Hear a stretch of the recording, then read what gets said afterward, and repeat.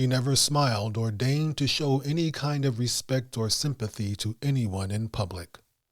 The only emotions apparent on his stone-cold face were extreme pride and utter contempt for others. So, if he remains an enigma, it is because he quite consciously chose to be one. He wanted to be regarded and treated as a superhuman demigod, the epicenter of the empire, if not of the world. That his people could have had any other goal or purpose than the glorification of their king never seems to have entered his mind. Dirk Collier, The Mughals and Their India.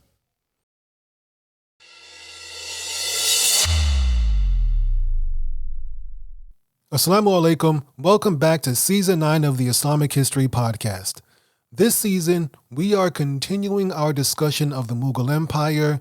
This is episode 9-6, Shah Jahan's Ambitions. The Deccan Quagmire. From 1630 to 1632, Gujarat, Bundelkhand, and the Deccan suffered through a terrible famine. This famine is known, unsurprisingly, as the Deccan famine, and there are estimates that state over 7 million people died. Shah Jahan tried to alleviate the situation by lowering taxes by 30%. He also opened soup kitchens called langars, which were meant to feed those in need. Before Emperor Shah Jahan, both Akbar and Jahangir had tried to extend their empire into the Deccan, which basically means south. The Deccan was made up of 5 sultanates. These were the Nizam Shahi Sultanate of Ahmednagar, the Qutub Shahi of Golconda, based in Hyderabad, the Badid Shahi of Bidar, the Imad Shahi of Birar, and the Adil Shahi of Bijapur. Collectively, these 5 sultanates were known as the Deccan Sultanates. Emperor Akbar had managed to take the Barid Shahi Sultanate in Berar, and Emperor Jahangir had partial success in taking the Nizam Shahi Sultanate of Ahmednagar. However, as we mentioned in many episodes previously, Malik Ambar was able to resist the Mughals by organizing an effective guerrilla force using Hindu Marathas. So now it was Shah Jahan's turn to take a crack at the Deccan. We mentioned some of this in the previous episode. In 1632, Fatih Khan, the son of Malik Ambar, decided to throw in with the Mughals. Fatih Khan toppled the Sultan of Ahmednagar, threw him in prison, and later had him killed. Then he placed a puppet prince named Hussein Shah on the throne. Now, as a reward for this service, Emperor Shah Jahan granted Fatih Khan the Jagir that had previously been given to Shahaji. Shahaji, we discussed this in the previous episode. Shahaji had worked for Ahmednagar, then he went to work for Bijapur, then he came back to work for the Mughals, and the Mughals rewarded him by giving him some land, some Jagirs in the region. Well, now that Fatih Khan had thrown in with the Mughals, Emperor Shah Jahan took this land that had been given to Shahaji, and Shahaji, by the way, was a Maratha commander. He took away the lands that had belonged to Shahaji and gave them to Fatih Khan. This, of course, angered and frustrated Shahaji, and so he left the Mughal service and began plundering the region around Pune. Pune was Shahaji's base and his headquarters. It's located in the modern state of Maharashtra, about 70 miles southeast of the modern city of Mumbai. So the Mughals sent an imperial army against Shahaji. Shahaji, of course, fled and eventually was granted refuge by the governor of Junnar. Junnar was one of those Jagirs that the Mughals had previously given to Shahaji and then taken away and given to Fatih Khan, the son of Malik Ambar. So after this brief conflict with the Mughals, Shahaji returned to the service of the Bijapur Sultanate. Meanwhile, Fatih Khan, the son of Malik Ambar, the man who had initially betrayed his own sultanate in Ahmednagar, now betrayed the Mughals and decided to break away from them. Well, Shah Jahan sent an imperial army led by General Mahabad Khan to deal with him. Mahabad Khan, always the competent general, stormed the fort at Daulatabad, which was the capital of Ahmednagar, captured and killed Fatih Khan, and then captured the puppet Sultan Hussein Shah and sent him off to Gwalior prison, where he later died. General Mahabad Khan himself would also die 2 years later from sickness. And so, with the death of Fatih Khan and the imprisonment of the puppet Sultan Hussein Shah, Ahmednagar was now finally fully under Mughal control. So now two Deccan sultanates were under Mughal control with only three more to go. Akbar had taken the Berar Sultanate, as we mentioned earlier, and now Shah Jahan had completed the conquest of the Ahmednagar Sultanate. But the Mughals were now in a quagmire. Shahaji, the Maratha commander, he was still there. He decided to throw a wrench in the Mughals' plan, and he propped up another boy prince named Murtada Nizam Shah as the Ahmednagar Sultan in Mahuli. Mahuli is another district in Maharashtra. So Shahaji propped up this prince and then appointed himself as the boy's regent. Well, the Mughal imperial forces came down once again. They stormed the fort of Ahmednagar, took both Shahaji and this young sultan prison, but for some reason, Shah Jahan decided to spare their lives. Instead of executing them, the prince, or the former sultan, I should say, the former sultan, Murtaza Nizam Shah, he of course was no longer the sultan because Ahmednagar was a part of the Mughal Empire. The sultan, he was not killed. He remained at the Mughal court, whereas Shahaji was essentially sent into exile.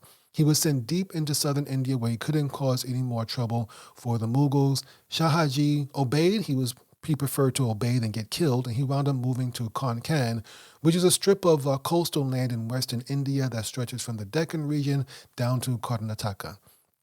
So with Shahaji effectively in exile, he lost control of all the regions and cities and lands that he controlled back up north in the Deccan, and that included both Jahanara and Nashik. Meanwhile, closer to home, Shah Jahan's sons were starting to reach adulthood and starting to take on more responsibility. In 1635, Prince Aurangzeb, who was now 16 years old, was sent to quell the rebellion of Jujhar Singh. Jujhar Singh was the Raja of Orcha, which is in southeast Gwalior. He was also the son of Bir Singh Dio, and as we mentioned in episode 9-2, Bir Singh Dio was the man who killed Abu Fadl, one of Akbar the Great's advisors and closest friends. So Raja Jujhar Singh, he was using guerrilla tactics against the Mughals, but Aurangzeb was relentless. He relentlessly pursued and eventually ultimately defeated Raja Jujhar Singh. And just as the campaign was starting to wind down, the campaign against Jujhar Singh, that is, just as it was starting to wind down, Emperor Shah Jahan came to join in with the campaign. So once Jujhar Singh was defeated, Shah Jahan punished his family ruthlessly. So after Raja Jujhar Singh's defeat, a temple that his father had built, that was Bir Singh Dio, was destroyed. Shah Jahan ordered it destroyed and replaced with a masjid. And then Jujhar Singh's family was captured and taken to Agra. The male members of the family and the female members were separated. The women and the girls were sent to the imperial harem. The young boys, those who were underage, were sent to local families to be raised as Muslims. And the adult men of Jujhar Singh's family were given the chance to accept Islam. Those that did not were executed. Shah Jahan was very pleased with his son. He traveled to Orcha to congratulate Aurangzeb on this victory against Jujhar Singh. And the two men, father and son, they journeyed together down to the Deccan to resume the campaign there. As we had mentioned in the previous episode, the campaign in the Deccan, Shah Jahan's initial campaign into the Deccan was interrupted by his wife, Mumtaz Mahal's death. Mumtaz Mahal died, and then Shah Jahan had to take care of her burial, and then he began to get together the preparations for building the Taj Mahal in her memory. So now that he was ready to resume his campaign in the Deccan, Shah Jahan ordered two sultans of the remaining Deccan sultanates, that is Bijapur and Golconda, to accept Mughal overlordship. He also ordered them to stop meddling with Ahmednagar because Ahmednagar was fully part of the Mughal Empire now, and also ordered them to stop supporting the Maratha rebels in the region. Well, the Sultan of Golconda, he complied and he agreed to pay tribute of 600,000 rupees on an annual basis. This essentially made him a vassal of the Mughals, but he was still independent.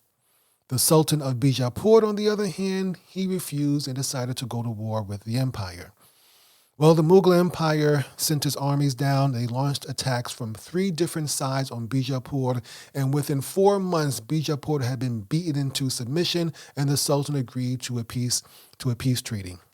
And basically, he wound up agreeing to do everything that Shah Jahan had ordered him to do in the first place, but he had to pay additional reparations on top of that. So the Sultan of Bijapur recognized Mughal suzerainty. This all took place in 1636. So basically, he is submitting to the Mughals as a vassal. He promised to honor the borders of Ahmednagar and Golconda. So he basically is promising not to get involved in their internal affairs. He also agreed to pay reparations, and he also agreed not to support the Marathas any longer. So now that Bijapur was a vassal of the Mughals, Shahaji returned to the Deccan and went into service under Bijapur. Emperor Shah Jahan appointed his son Aurangzeb as the viceroy or the governor of the Deccan. This is now 1637. Prince Aurangzeb would have been about 18, 19 years old, somewhere around there.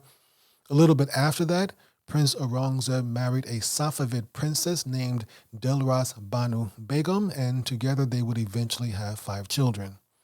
So the Deccan was essentially pacified, and Emperor Shah Jahan returned to Agra. And the Deccan would remain relatively peaceful for the next 2 decades.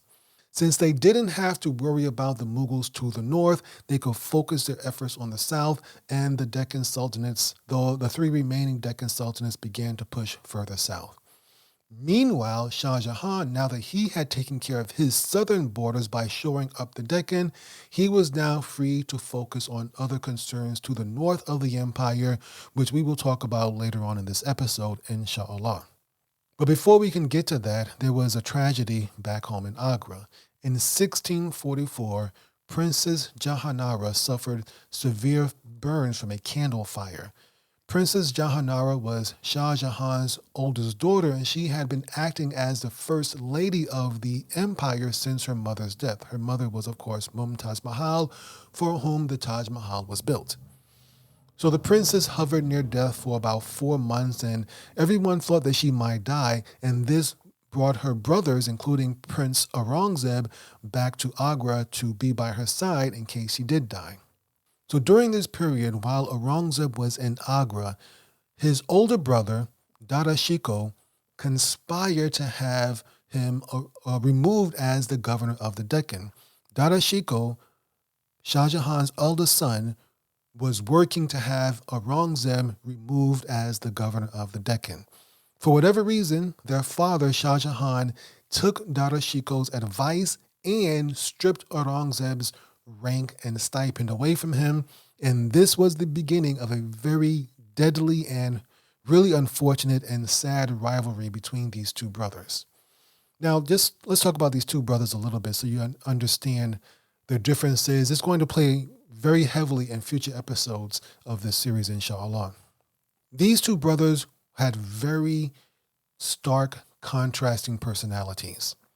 Prince Aurangzeb was very religious. He was a strict Sunni Muslim. Meanwhile, his older brother, Dada Shikoh, was very liberal.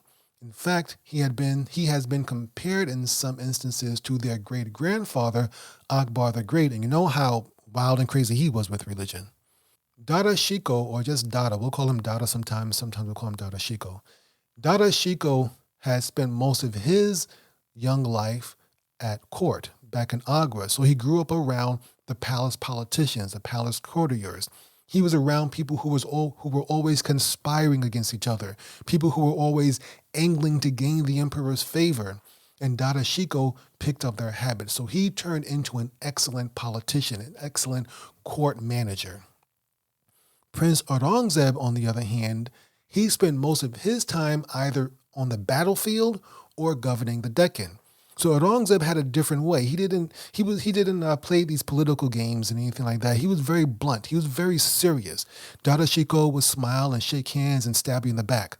Aurangzeb would stab you in the front, and he was very blunt and serious with it.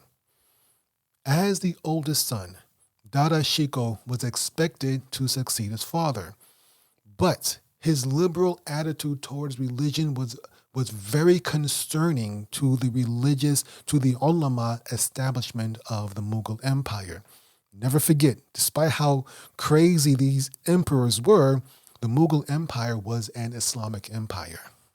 The Mughal religious establishment was very concerned that if Dada Shikoh became the emperor, the empire might return to the ways of Akbar the Great if Dada Shikoh ascended the throne.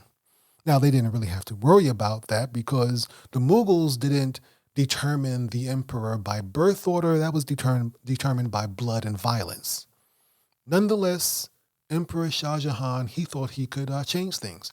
He wanted to avoid the internal fighting that he had to go through in order to gain the throne. Remember, when Shah Jahan was known as Prince Khurram, he had been his father's favorite.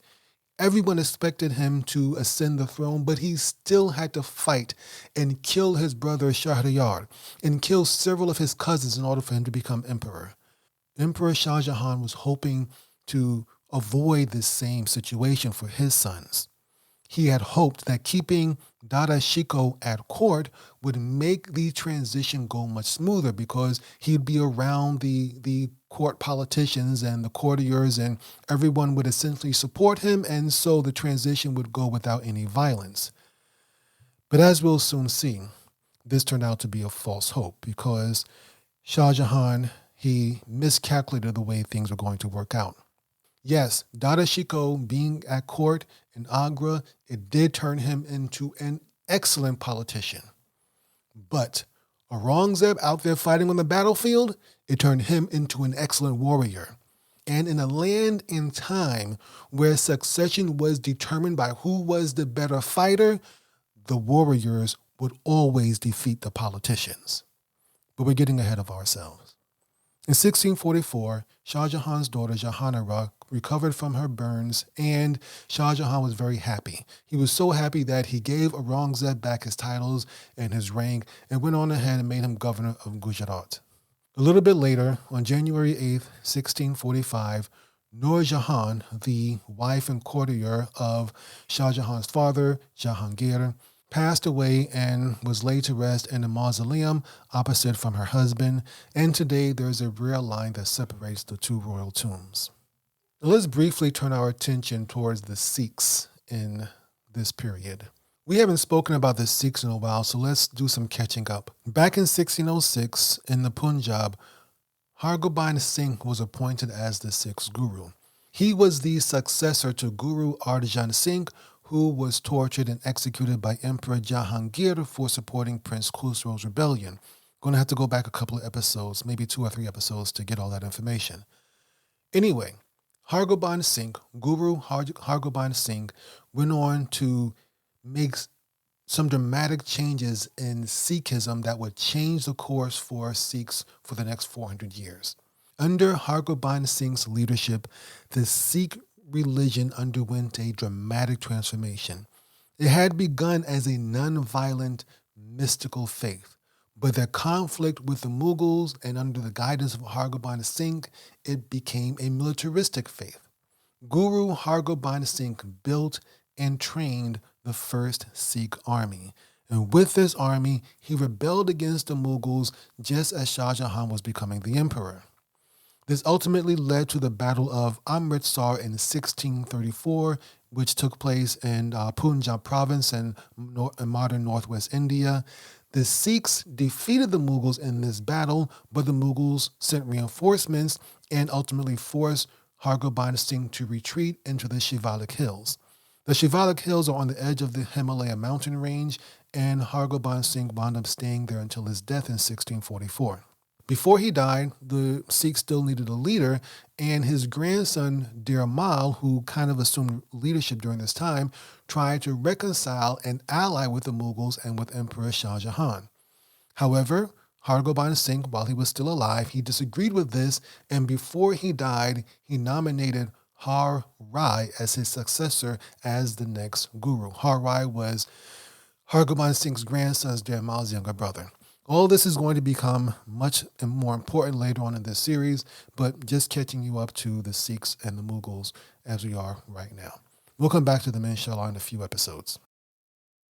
Shah Jahan's economy. The Mughal Empire really hit its stride in wealth and stability during the reign of Emperor Jahangir, that is Shah Jahan's father. And because of the success and the stability and the wealth that had been accumulated during Jahangir's reign, this allowed Shah Jahan to spend lavishly.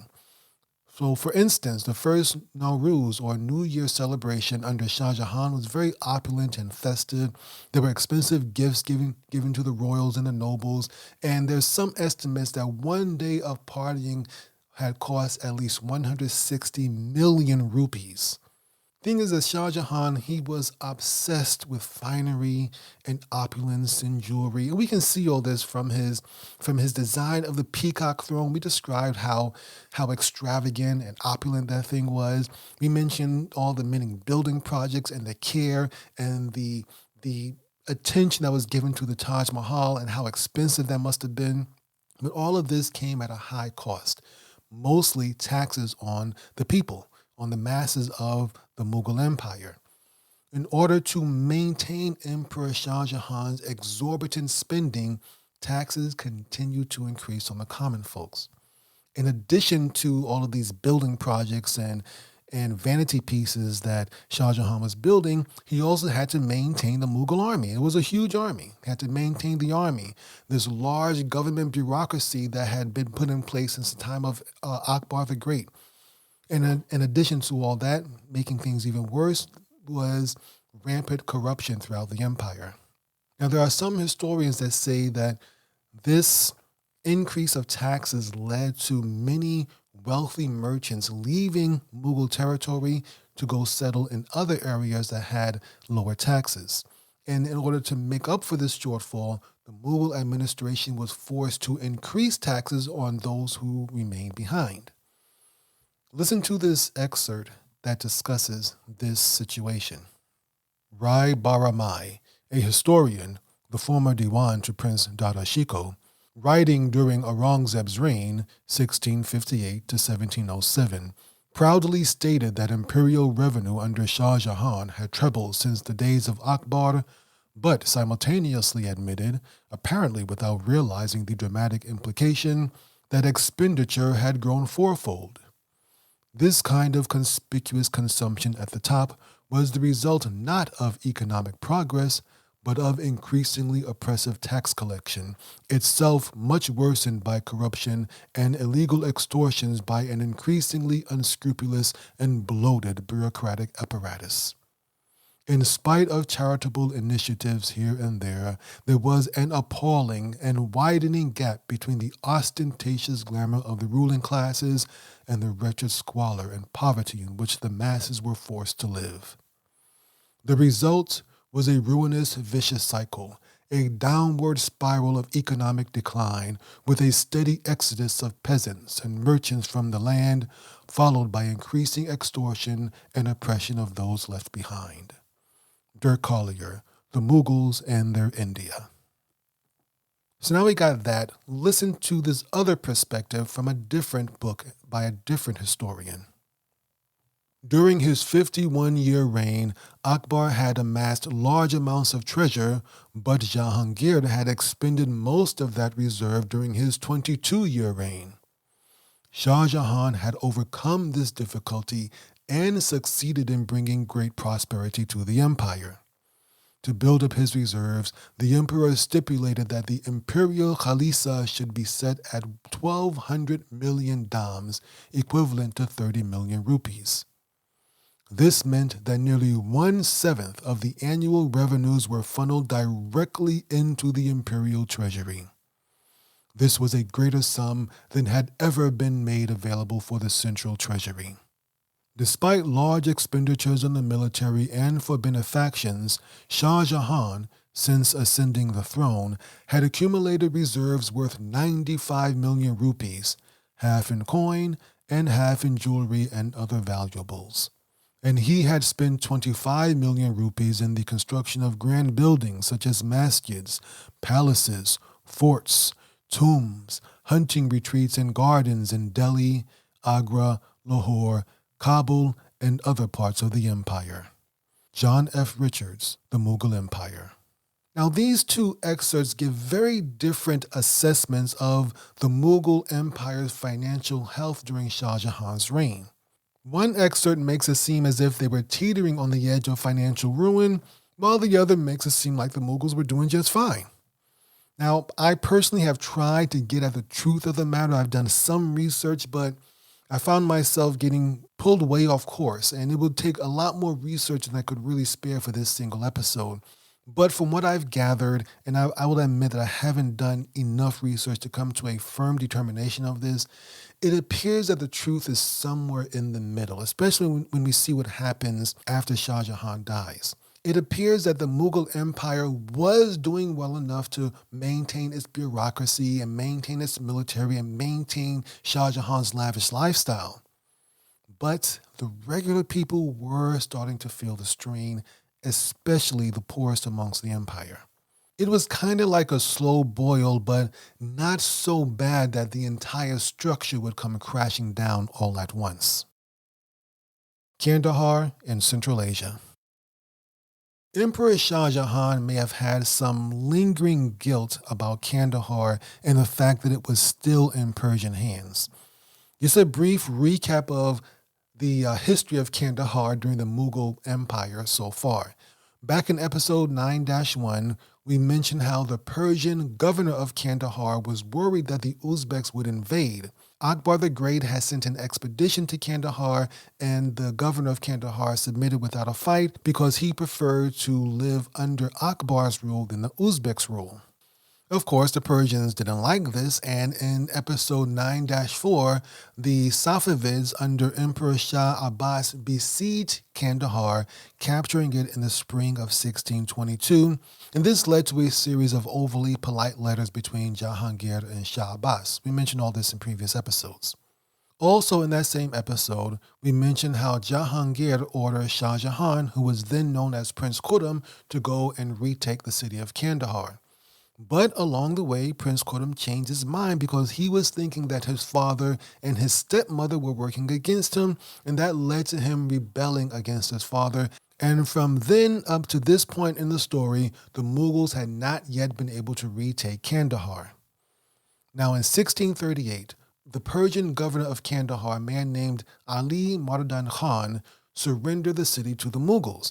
He was becoming somewhat unpopular and disliked within the Safavid dynasty, and when he did this, when he just handed Kandahar over to the Mughals, just like his predecessor had done several years earlier, he was richly rewarded by Shah Jahan.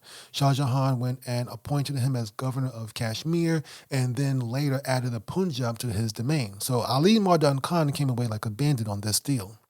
The Safavid emperor, whose name was Shah Safi, who was also the grandson of Shah Abbas, he was not able to respond immediately to this sudden loss of territory. He was too busy dealing with an internal rebellion while at the same time fighting the Ottoman Empire to his west. So he was kind of tied down for the time being. However, in 1648, Shah Safi's son and successor, Shah Abbas II, came to the throne, and he began to lead a Persian resurgence.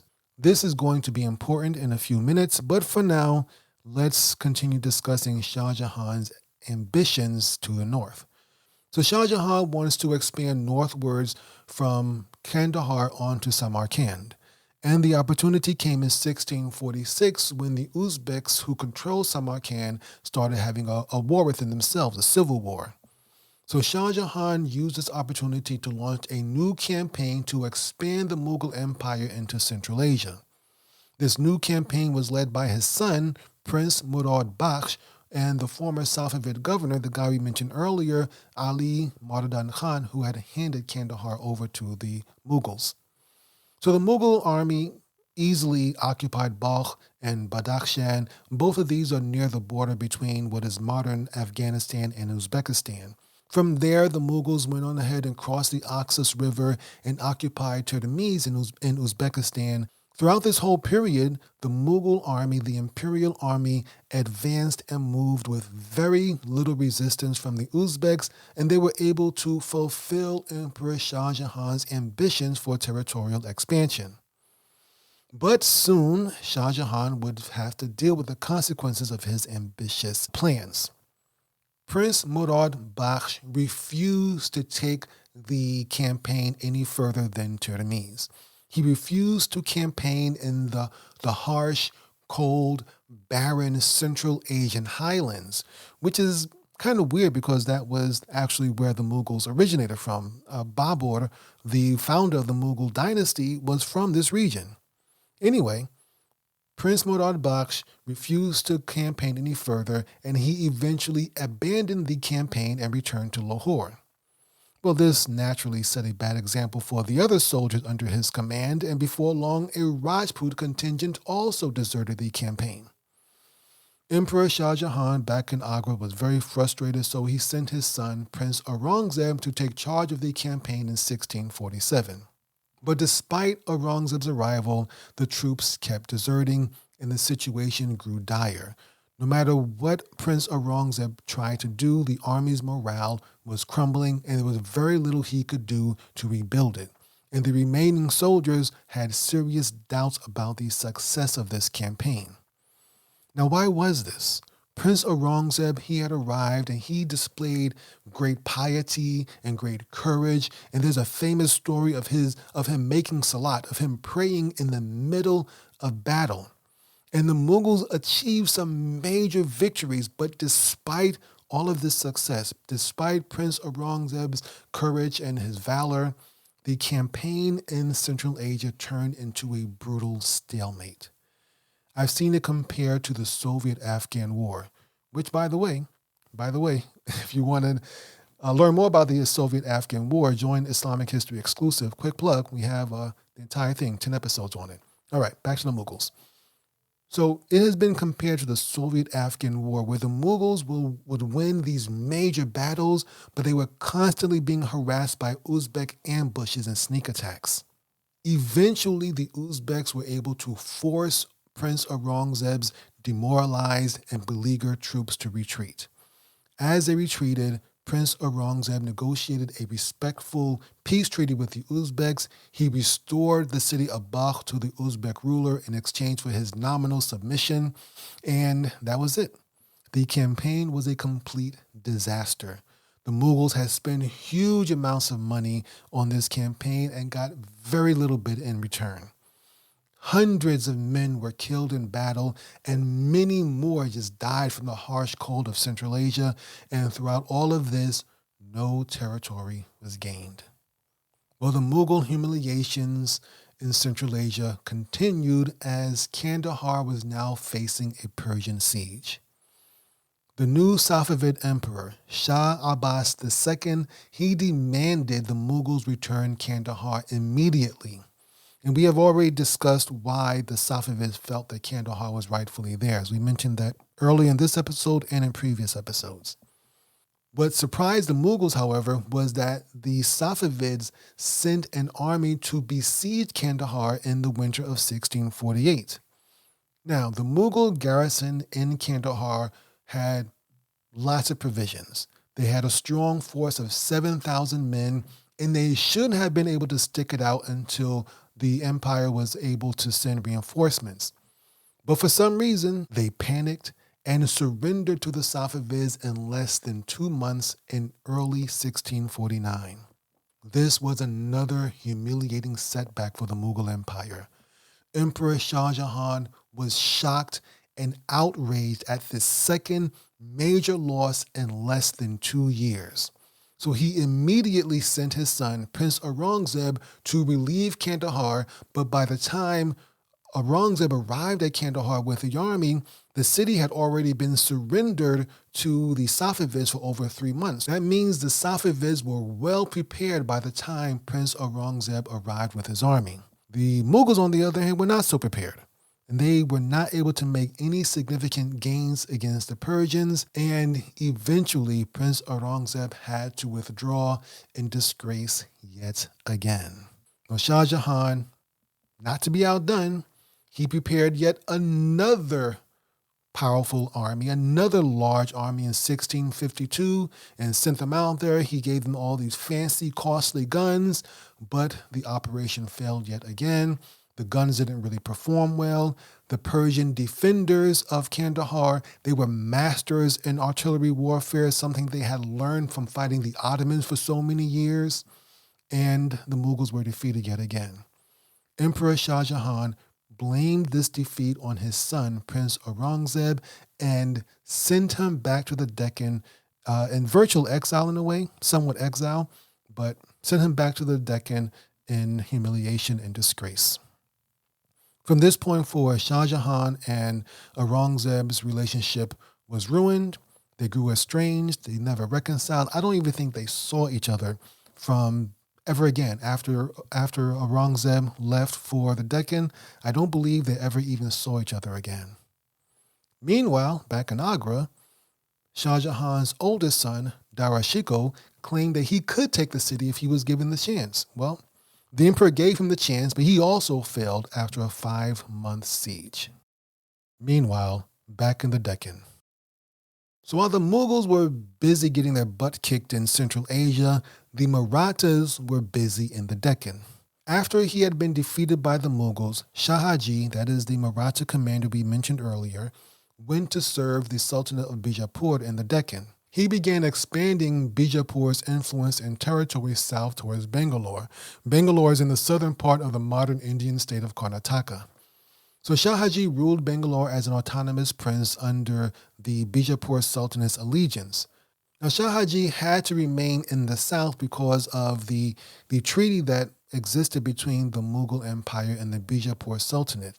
So Shahaji had to remain in the south in Bangalore, but he was allowed to retain his estate in Pune, which we had mentioned was about 70 miles south of Mumbai, way to the north in the Deccan. So since Shahaji could not manage his estate in Pune, he had his son Shivaji remain behind and manage Pune and the rest of his territory. So Shivaji is really handling his father Shahaji's estates in the Deccan. In 1646, the Sultan of Bijapur got sick, and Shivaji, the son of Shahaji, used this as an opportunity to start acting independently. He began by capturing various territories in the immediate region of Pune. And this expanded his realm, but it did so at the expense of the Sultan of Bijapur, whom his father was supposed to be subservient to. Shivaji wound up capturing all these forts like the Torna Fort, the Raigad Fort, Supa, Chakan, Indapur, Baramati, Kondana Fort, and Purandar Fort. Shivaji used the excuse. He claimed that these raids and these captures of these conquests were meant to maintain law and order near his Pune estate. But the thing is that he also attacked regions that were clearly outside of his territories.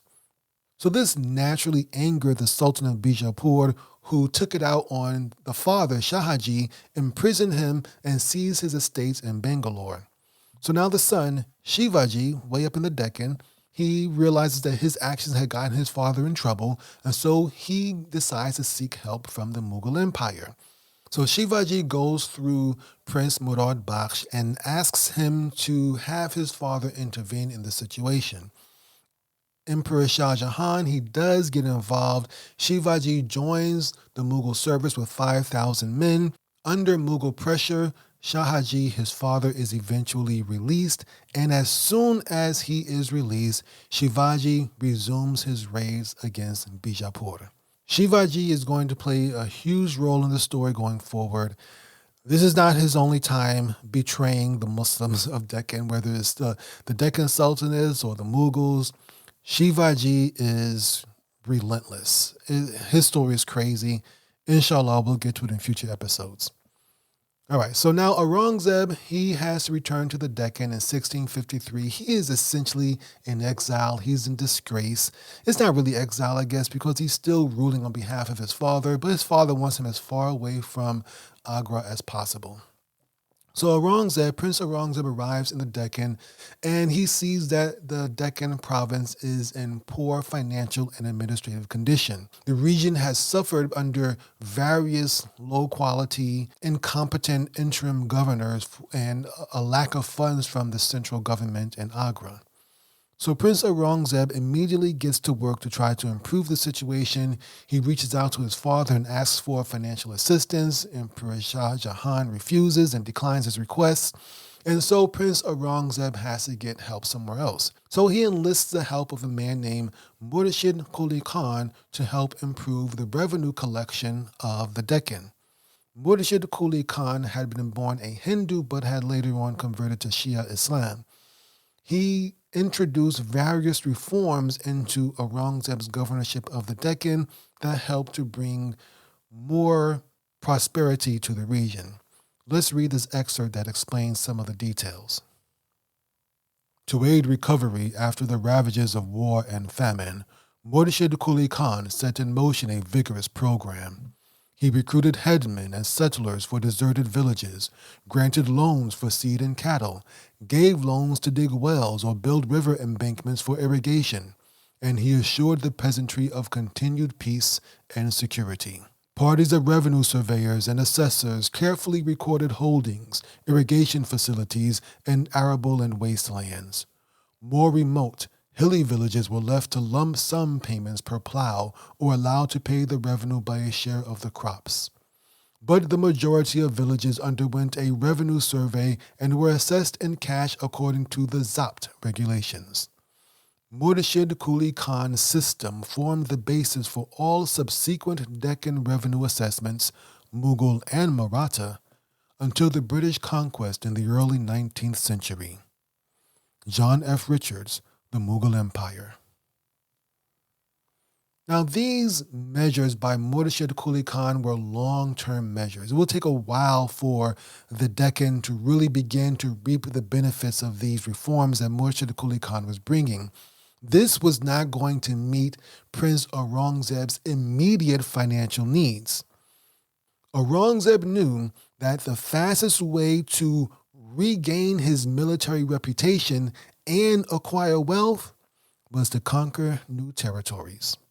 In the next episode, inshallah, we'll discuss Prince Aurangzeb's efforts to subdue the remaining holdouts in the Deccan as another fratricidal war looms in the distance.